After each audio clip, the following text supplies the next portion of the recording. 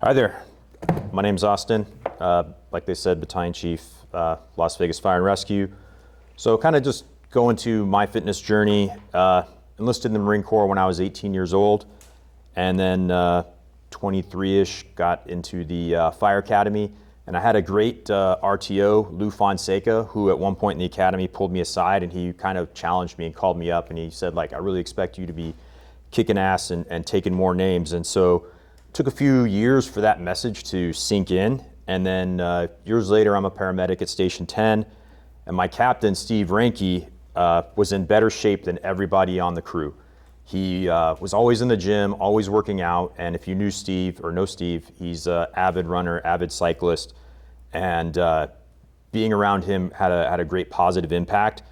And through his influence and then Lewis's influence, I kind of transformed myself into a cardio nut, and really felt like I wanted to be in shape, because you can't expect to make good decisions on the fire ground if you're constantly out of breath and hypoxic. So if you want to have command presence, be able to recognize, fire ground red flags, you've got to have your brain thinking, and so being in shape is critical to that, and so is your cardiovascular recovery time, which is impacted by how good a shape you're in. So each year I was always trying to get into better shape. In the Marine Corps, to be able to get a perfect score on the physical fitness test, you had to run 3 miles in 18 minutes. I could never do that when I was in the Marine Corps. I still can't do it, but I was working toward it, right? I got up to the point where I could run a 6-minute mile. I'm trying to work toward being able to run 3 miles in 18 minutes. Each year, got my VO2 a little bit higher. I got my VO2 up to 59. Was looking forward to breaking 60, and was doing a lot of hills, a lot of max heart rate training, a lot of heart rate, 170 plus. My resting heart rate was under 50, felt like I was in great shape, everything's going good, and then all of a sudden, things fell apart. So I first noticed that I was having small runs of palpitations. I got on the monitor, saw that I was in SVT, and the SVT always resolved within a minute. And so for those of you that aren't paramedics or don't have medical training, SVT stands for supraventricular tachycardia, which is basically when you have a heart rate in excess of 200 beats per minute. And when your heart's beating that fast, you can't refill the blood in your heart fast enough to keep up with the pace. So your blood flow out of your heart goes down a lot. So you're basically redlining your heart, but you're not redlining your performance. And so when I got those palpitations, they always went away. Never really impacted my performance because it never lasted longer than 30 seconds. But one day last year, the palpitations didn't stop, and all of a sudden they felt slower and more uncomfortable. And when I put myself on the monitor, I saw that I was in atrial fibrillation. So what's atrial fibrillation? So atrial fibrillation, most paramedics or everybody in the fire department knows that ventricular fibrillation is when your heart is basically just quivering and not pumping any blood at all. And so we show up, we put the pacer, or the fibrillation pads on you, we shock you out of that and hopefully bring you back. Atrial fibrillation, the ventricles are still working, so you're still conscious, but your atria are doing that same quivering action that your ventricles would be doing if you were in VFib. And so when you're in atrial fibrillation, you have no atrial kick, you have reduced preload into the ventricles, which is going to reduce your blood flow. You're now at increased risk of stroke because your atria are basically just quivering and like churning butter almost with your blood. And that's going to have a huge negative impact on performance. So people in atrial fibrillation usually get lightheaded, symptomatic, and not able to perform.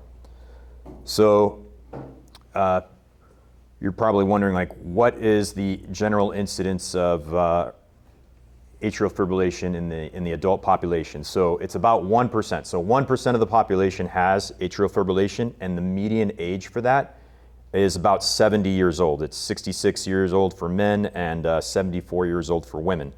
And so here's where it gets interesting. 1% of the population, median age 70, LVFR has 600 people on the floor, but we have 6 people with atrial fibrillation. So Jackie Bellamini, Mari Busio, Chuck Vreeland, David Lewis, John Buckley, myself. So that's 1% of our organization, but none of us are 70 years old, right? And the median age of onset for our people seems to be about 40, and clearly we are very different from the general population to have this happening to us. So if you add in recent retirees with heart arrhythmias, you've got Steve Ranke, Travis Holdaway, Lou Fonseca, Brian Miller. So now we're at almost 2% of our population, and still no one is at the median age of the general population where that would onset. So why are firefighters getting arrhythmias more than the general population? Got a book that explains that. So this is The Haywire Heart. Been reading this, and it's all about athletes and arrhythmias. So the tagline on it is how too much exercise can kill you and what you can do to protect your heart. So everything that I'm going to be citing here pretty much comes from this book. I'm not taking credit for anything. The authors of the book are Chris Case, who's the managing editor of Velo News. Obviously, you have to be a pretty serious cyclist to get that job. He also has a neuroscience degree. John Mandrola, who's a cardiac electrophysiologist. Those are the people that go in and repair your heart if you have atrial fibrillation. He's also an avid runner, cyclist. And then Leonard Zinn, who's a lifelong endurance athlete with the USA National Cycling Team and has a physics degree. So the people that wrote this book did their homework. They've identified all their sources and all the studies and everything, so they know what they're talking about. So the book specifically talks about endurance athletes, which they define as anyone who partakes in daily challenging exercise, only it's not performed for a season. It's performed for like a decade or more, right? So if you played football in high school, like maybe even in college, that was 8 years. We're talking about people that are competing for long periods of time, which definitely firefighters fit into that because our careers are going 10 to 30 years. Most everybody's doing 20 plus. And so most people on the fire department would fit into that category. And there's growing science that says that the relationship between exercise and fitness could be U-shaped. So we all know that exercise makes you more in shape and more healthy, but the science is starting to show that there's a point of diminishing returns where too much exercise can actually decrease your fitness or decrease your health, not decrease your fitness, but where your returns based on your exercise are actually negatively impacting your long-term health. So on another thought, if you're into EKGs, arrhythmias, health in general, pure fitness trainer type stuff, highly recommend this book. It would be great for the paramedic school curriculum because it helps you really go deep into arrhythmias and it makes it more applicable to your lifestyle, right? Instead of looking at supraventricular tachycardia as a problem that senior citizens get, now it's a problem that you could get. So it's a completely different shift on how we teach it normally.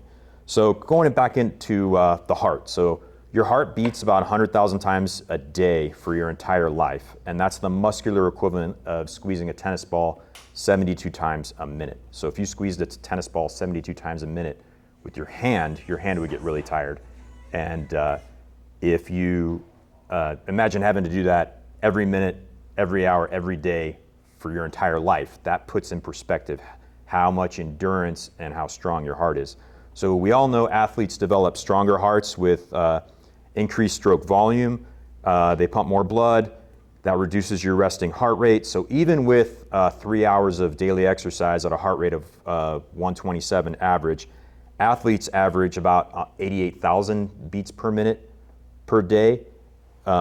Beats per day due to increased efficiency. So an athlete's heart is beating less per day than a non-athlete. So non-athlete, 100,000 beats per day. Athlete, even with all the exercise they're doing, 88,000 beats per day.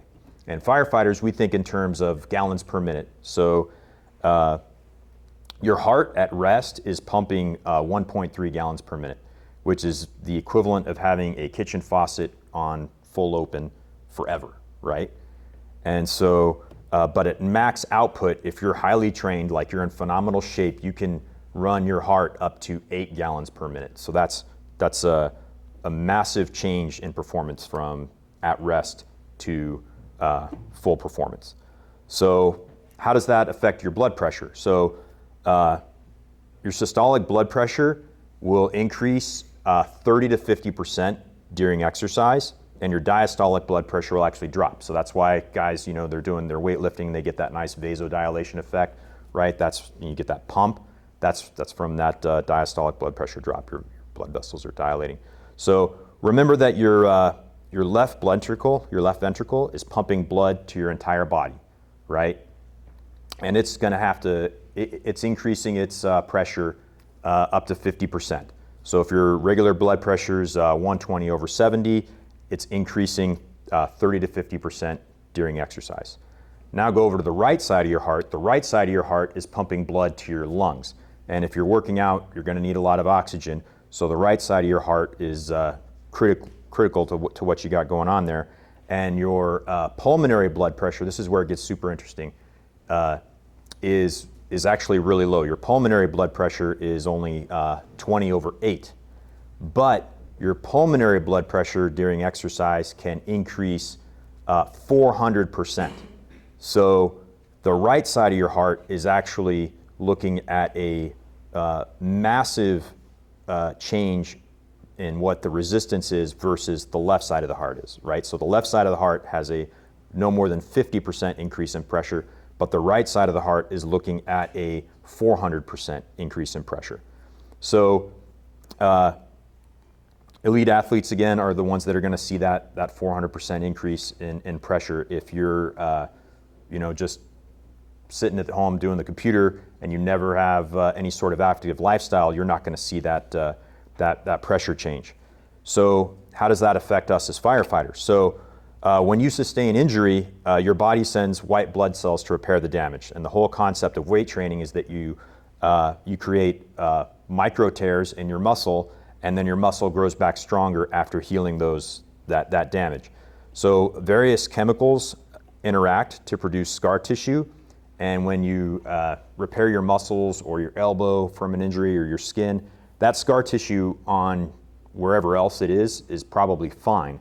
But when you develop scar tissue on your heart, now you're talking about possible problems. So athletes and us as firefighters, we're constantly subject to micro trauma. Imagine the load you're putting yourself under every single time you step off the rig in full turnouts. You're not breaking a bone, but you're subjecting all sorts of parts of your body to tiny microscopic trauma that your body's having to repair. Same whether you're playing football or doing intense weight training, which all of us do on our days off and everything. Work hard, play hard type mentality. And so trauma causes inflammation, and inflammatory cytokines like TNF and IL-6 build up in your body. And athletes are going to have higher levels of those circulating in their body than non-athletes.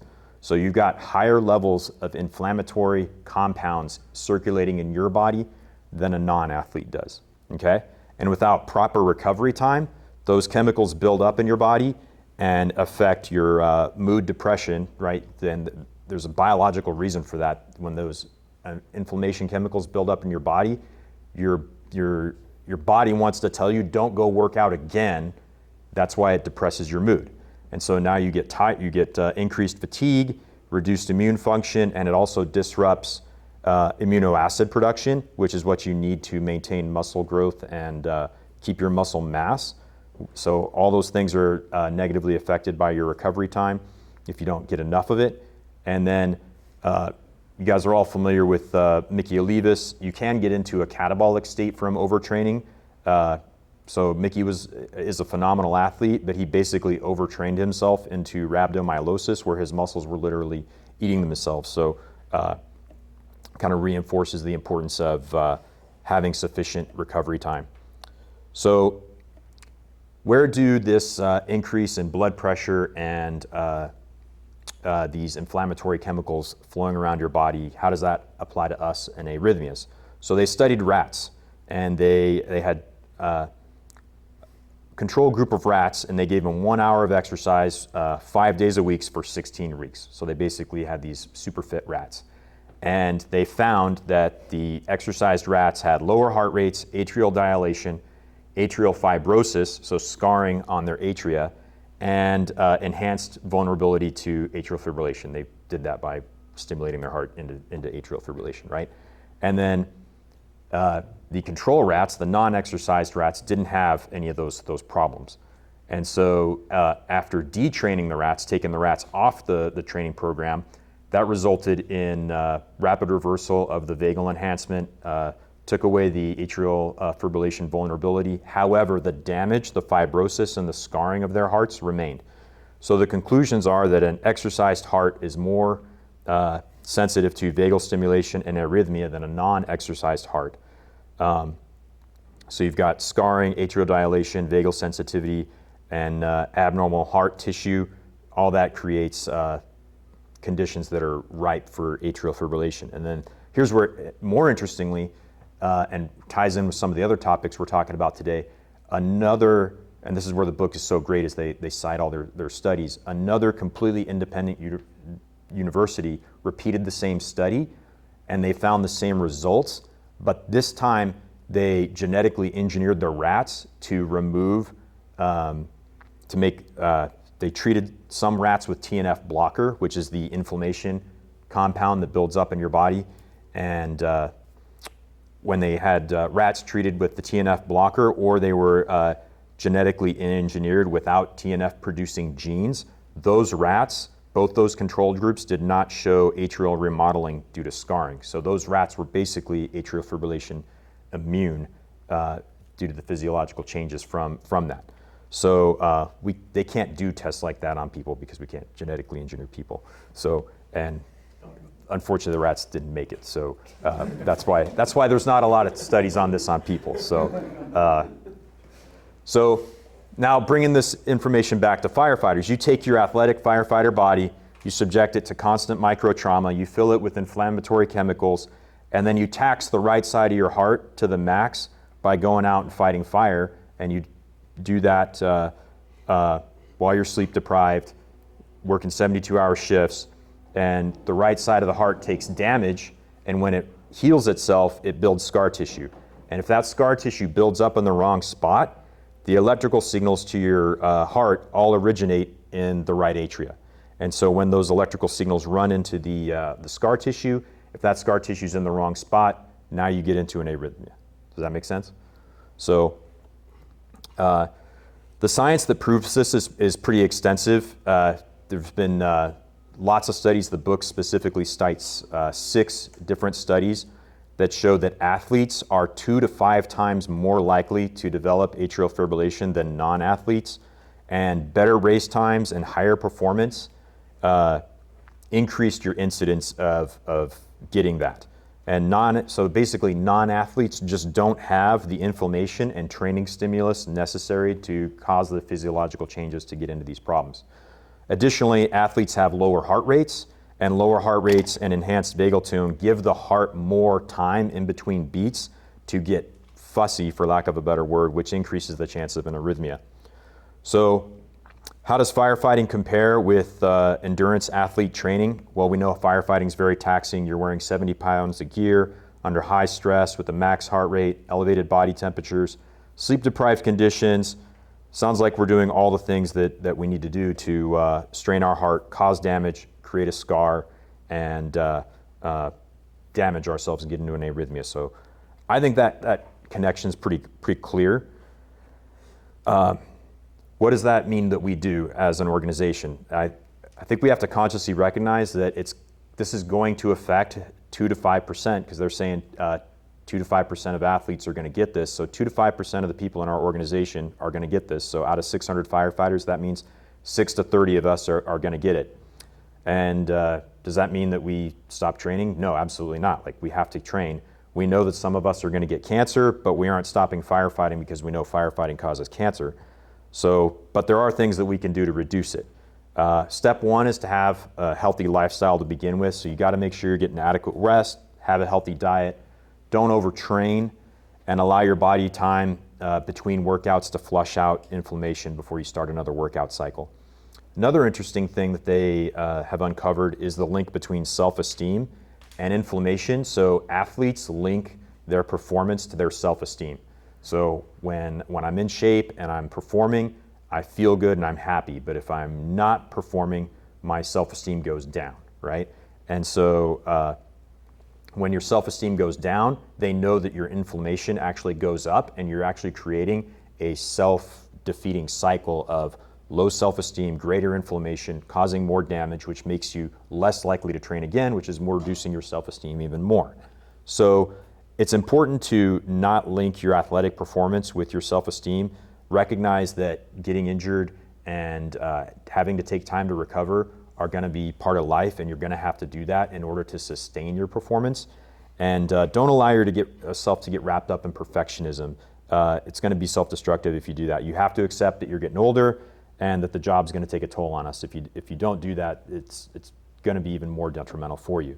So don't let your performance change who you are or who you want to be on the inside. So additionally, if you develop palpitations or you have a high number of premature ventricular contractions, PVCs, which are the first step in getting into a more serious arrhythmia. And so this is where I want to be clear who I'm talking to. I'm talking to everybody on the floor right now. Just because you don't have atrial fibrillation doesn't mean that you don't have heart problems. And the first sign of heart problems is palpitations. And I've talked to, since I've been going around the floor, like telling people what I've been going through, a lot of people have been like, yeah, I get palpitations. Okay. Palpitations are basically short runs of SVT or elevated heart rate, what have you. And given enough time, those can progress into atrial fibrillation, atrial flutter, other arrhythmias. So if you're having palpitations, highly suggest that you file a C1 and go see a cardiologist. Make sure that you file that C1 within 7 days of the incident. And so if that describes you, you might want to consider reducing your training intensity. Studies have shown that detraining can reduce the incidence of arrhythmias. As firefighters, we can't really quit training. You have to train if you want to do this job, but you don't have to max out all the time on your training. So my previous regimen was really focused on VO2 max and high heart rate stuff. Did a lot of sprints, hills, intervals, getting my heart rate up to 170, 180. I'm not doing that anymore. Now I'm really more focused on general cardiac health. I do 30 to 40 minutes, 4 to 5 times a week cardio, and I try to keep my heart rate between 130, 160, and when I start getting closer to 160, I start to back off a little bit, right? Because I don't want to do more damage. Also, you want to reduce your alcohol intake. There's a documented increase in arrhythmias with alcohol consumption. And check your caffeine consumption. The book authors cite studies that actually state that there's not a link between caffeine and arrhythmias. I've just personally felt like there's been times where I've been more susceptible to get into SVT and AFib based upon my caffeine consumption, and I love coffee, and I don't want to give it up ever. But if you're getting palpitations, working 72 hours, getting no sleep, and powering through it with rock stars is probably not in your best interest or your family's best interest. So you got to get enough rest. I can't say this enough. If you can't get rest at work, and I know you can't, you need to get it at home. I know you don't want to take a nap as soon as you get home, especially if you've got kids or you're single and you can do whatever you want. You want to go have fun. You need to get a nap in. So when you're young, you're probably not hearing what I'm saying, but when you get older, trust me, you're gonna wish you took that nap and took better care of yourself.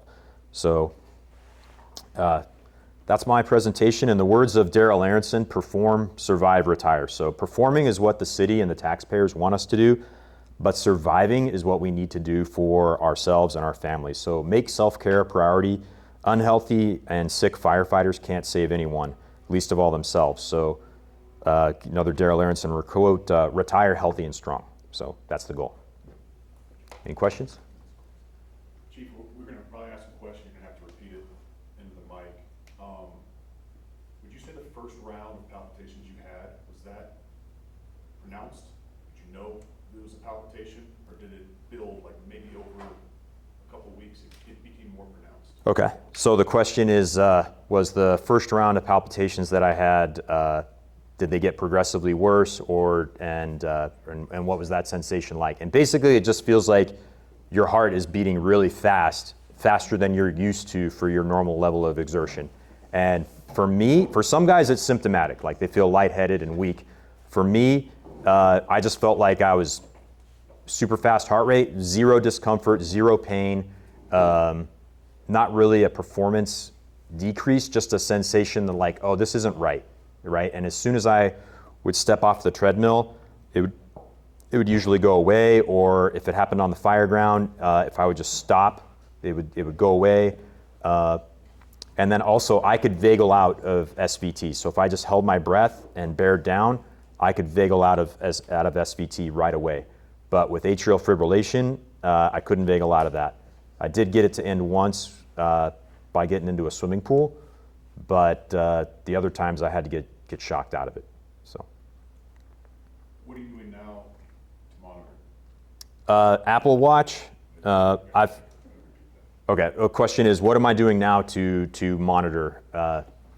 So I'm under the care of a cardiologist. That's the most important thing. And I've had 2 cardiac ablations. So for those of you that don't know what a cardiac ablation is, that's when you go into the cath lab, they feed catheters up your femoral arteries, they stimulate your heart with electrical wires to try to find the bad cells, and then they damage those cells to repair the heart so that the bad electrical signals can't continue. And so out of the 10 firefighters that I just listed that have had atrial arrhythmias, 8 of them have had ablations. So I've had 2, might need a third, fingers crossed, hopefully not, but if necessary, I'll do it. So back to the question, what do you do to monitor? Be under the care of a cardiologist. I watch on my Apple Watch. If I get into SVT, I record it, track how long it lasts. If you're in this position, you need to be on blood thinners because atrial fibrillation increases your risk of stroke. So just monitor it, kind of become a little expert on your own heart health, having to live with it. So. Any other questions? Over here. So what kind of stuff can your fellow firefighters do to monitor, to help you out? You know, are there any physical signs that they can look out for to see, hey, this person might be having some cardiac issues and they should, start that talk? Yeah, you won't know unless somebody tells you, but I think it does tie in with safety on the fireground. We all think that if you're assigned fire medical on the fireground, that that just means I'm going to sit in the rescue and not really do anything on this incident. But really, you need to grab your gurney and your gear, and you need to move forward, because we all know that 100 firefighters die per year. 50 of those die from cardiac causes.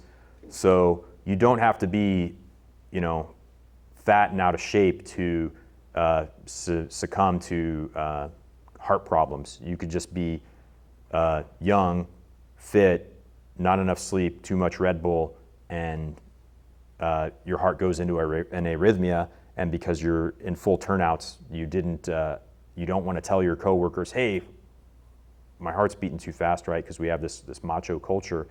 And so instead, you continue to push yourself until you pass out. So I think we should tell each other, like, if you get uncomfortable on the fireground and you don't feel like you can safely do your job, you absolutely need to tell your captain and come out and be evaluated. But unfortunately, there's not a lot you can do to just, you're not going to see it in another person. And I mean, if they're checking their pulse, like I check my pulse at the gym during the classes, and I could tell I was making the instructor uncomfortable because she's looking at me like I'm going to pass out. And then I talked to her after the class, and she said, the last guy that was checking his pulse in my class went into cardiac arrest in my thing. So I'm like, okay, I won't check my pulse in your class anymore. So making her nervous. So any other questions? You've been on the job for a long time. I guess what I'm asking is, I heard you say something in the study that there's no real evidence with caffeine or that it might cause it. Yeah, You so look at our new generation, and like I'm guilty at work. I do my 5 to 6 cups of coffee a day, but I don't drink coffee every day on my days off, right? But what I notice now is we have a lot of young kids, even young adults, that, I mean, they're drinking those energy drinks nonstop like it's water. We're talking 3 a day. right, on average. I mean, I'll sit at breakfast and I'll look and I'm drinking a cup of coffee and I see I'll have my crew with Monsters and Red Bull. And I'm noticing that we have guys that have fallen out of fires because of increased heart rates. And we've seen guys burn out quicker when it comes to PT training. So is there a link? I mean, is there something that shows that that might be some of the cause besides our lack of sleep, how busy we are, the energy. I mean, we were downtown for 15 plus years, so is there something that? Yeah, so the question is, what is the link between caffeine and arrhythmias? The authors cite studies that it's basically inconclusive. That's basically what they're saying, that we don't know the answer to that. The cardiologists that I both see, so I have a regular cardiologist and an electrocardiopath, the guy that does the surgery, and I've asked that same question to them, and their answer is some people can drink coffee and not have a problem, and other people, if they have 1 cup, it puts them into an arrhythmia. And so I think some people are more susceptible than others, and if you're having problems, it's probably not good for you. So I definitely have moderated my caffeine consumption. I was the guy like you, 6 cups a day, and now I'm 2 to 4 on a bad day, and I try to switch to decaf. So I keep my own decaf at the station, and I'm constantly mixing up decaf crystals at the station. So there's not really an answer yet. Depends on who you want to ask. Anything else? Cool. Thanks.